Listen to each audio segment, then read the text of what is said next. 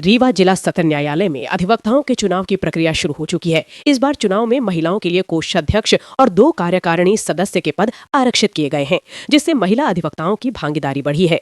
खबर लिखे जाने तक कोषाध्यक्ष और कार्यकारिणी सदस्य पद के लिए कुल 9 महिला अधिवक्ताओं ने नामांकन दाखिल किया। आज आरक्षित कोषाध्यक्ष पद के लिए अंकिता पांडे और कार्यकारिणी सदस्य पद के लिए प्रीति सोंधिया ने भी अपना नामांकन प्रस्तुत किया। चुनाव 23 अप्रैल को कराया जाएगा। इस चुनाव में अध्यक्ष, उपाध्यक्ष, सचिव, सह सचिव, कोषाध्यक्ष, ग्रंथपाल और 5 कार्यकारिणी सदस्यों सहित कुल 11 पदों पर मतदान होगा।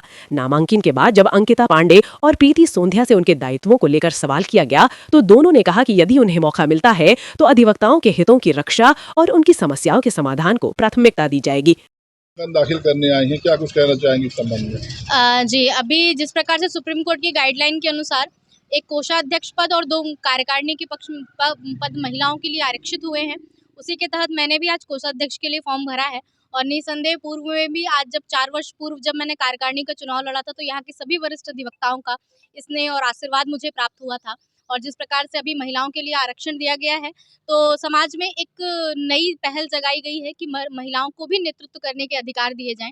इसी के तहत आज आरक्षण महिलाओं के लिए हुआ है और मुझे उम्मीद है कि सभी मेरे वरिष्ठ अधिवक्ता और मेरे सभी कनिष्ठ अधिवक्ता मुझे स्नेह और आशीर्वाद के रूप में अपना अमूल्य मत देंगे और मैं आगे चल के इस अधिवक्ता क्षेत्र में इस रीवा जिला न्यायालय में अधिवक्ताओं के हित के हेतु कार्य करूंगी।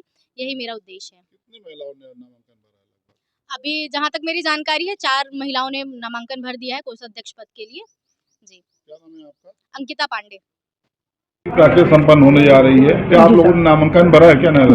जी सर, मैं कार्यकारिणी पद पे चुनाव नामांकन फॉर्म भर डाली हूँ अपना और मेरा नाम प्रीति सोंधिया एडवोकेट है। कार्यकारिणी के लिए भरा? जी सर। कितने लोगों ने भरा है? कार्यकारिणी के लिए अभी है 7-8 लोग भरे हुए हैं। आरक्षण भी है क्या? हाँ, 2 महिलाएं आरक्षण है, उनका आरक्षित हो गया है। कुल कितनी महिलाओं ने आरक्षण?